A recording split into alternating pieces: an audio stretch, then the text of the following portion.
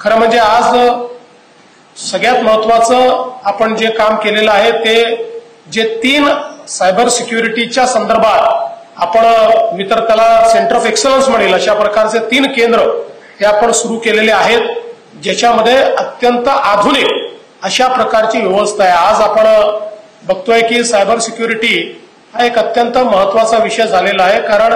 इतक्या मोठ्या प्रमाणात वेगवेगळ्या प्रकारचे सायबर फ्रॉड्स आपल्याला होताना दिसतात आणि त्याच्यामध्ये आपण बघितलं असेल तर 1 नंबरवर सायबर फ्रॉड्समध्येही जे काही आर्थिक गुन्हे आहेत ते 1 नंबरवर आहेत। त्यानंतर मग थ्रेटनिंग वगैरे अशा प्रकारचे जे गुन्हे आहेत की ज्याच्यामध्ये खंडणी वसूल होते हे 2ऱ्या क्रमांकावर आहेत आणि लैंगिक गुन्हे हे 3ऱ्या क्रमांकावर आहेत। अशा 3 प्रकारचे गुन्हे आज खूप मोठ्या प्रमाणात या सायबर व्यवस्थेचा लाभ घेऊन त्या ठिकाणी घेतले जातात आणि अशा गुन्ह्यांना तात्काळ त्या ठिकाणी पकडणं हे अत्यंत महत्त्वाचं आहे। मला असं वाटतं की विशेषतः मुंबई पोलिसांचं अभिनंदन केलं पाहिजे की आजच मला आता आयुक्तांनी सांगितलं की एका केसमध्ये 12 कोटी रुपये जे त्या ठिकाणी सायबर फ्रॉडमध्ये गेले होते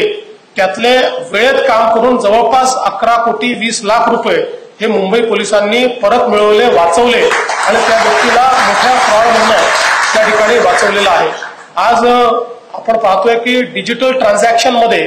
आपण आता नंबर 1 झालो आहोत, दुनियेत सगळ्यात जास्त डिजिटल ट्रान्झॅक्शन आपण करतो आणि त्यामुळेच एक व्हल्नरेबिलिटी देखील वाढलेली आहे। आज आपल्या वेगवेगळ्या जे काही प्लॅटफॉर्म्स आहेत या प्लॅटफॉर्मचा उपयोग करून जसं एकीकडे आपण डिजिटल ट्रान्झॅक्शनमुळे खूप मोठ्या प्रमाणात लोकांना एका फॉर्मल इकॉनॉमीच्या अंतर्गत आणलाय, त्याचवेळी जे लोक सायबर अपराधी आहेत त्यांच्याकरता ही एक संधी यातनं उभी झालेली आहे की ज्याच्यामध्ये एकतर आपले गेटवे ब्रीच करण्याचा प्रयत्न करतात, ते फारसे करता येत नाही, पण तरी देखील मग पिन मिळवणं किंवा वेगवेगळ्या प्रकारे ज्या गोष्टी आहेत त्या आपण बघितलेल्या आहेत। मागच्या काळामध्ये जामताराचं उदाहरण आहे, त्याची मोठी सिरीज किंवा सिरियलही आपल्याला OTT प्लॅटफॉर्मवर पाहायला मिळते की कशा प्रकारे काही अशिक्षित मुलांनी देखील अगदी थोडे थोडे पैसे काढत किती पैसे त्या ठिकाणी जमा केले। तर अशा प्रकारे हे जे काही क्रिमिनल माइंड्स आहेत हे खूप मोठ्या प्रमाणात सायबरमध्ये काम करत आहेत आणि म्हणून आज आपल्याला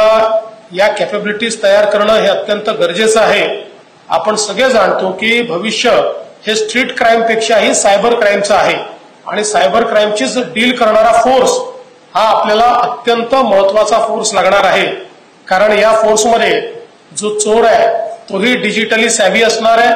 आणि जो पोलीस आहे त्यालाही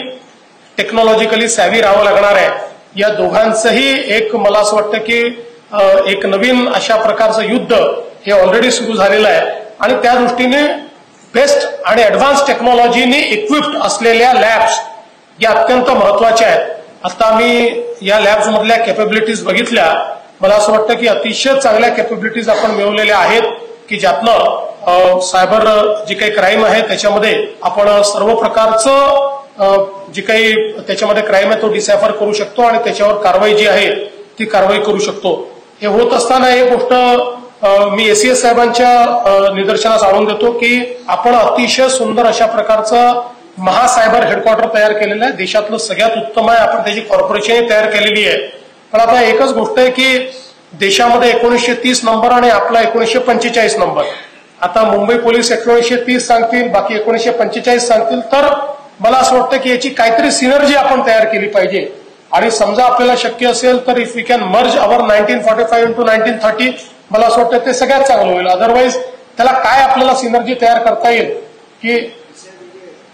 नाही, विषय जरी वेगळे असले तरी सायबर म्हटल्यानंतर लोकांना कुठला तरी एक नंबर वापरता आला पाहिजे सो दॅट त्यातनं ते असं काहीतरी त्याचा विचार आपण केला पाहिजे। कारण काय की जेव्हा तुम्ही एखादा नंबर पॉप्युलराइज करता त्यावेळी एकच नंबर जास्त पॉप्युलराइज करता येतो, 2 नंबरने लोकांच्या मनामध्ये कन्फ्युजन तयार होतं, तर त्याचा एकदा विचार आपण हा योग्य प्रकारे केला पाहिजे। आज मला असं वाटतं की सायबरच्या स्पेसमध्ये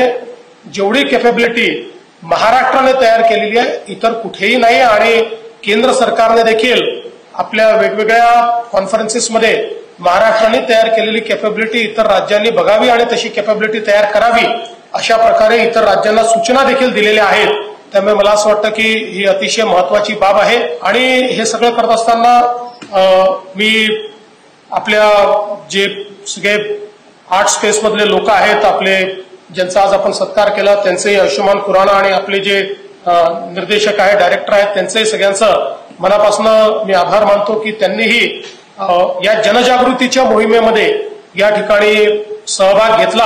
आणि त्यातनं जनजागृतीतूनच आपण या सगळ्या गोष्टी करू शकणार आहोत. कारण आपण जेव्हा पाहतो की अतिशय शिकले सवरलेले एलिट लोकही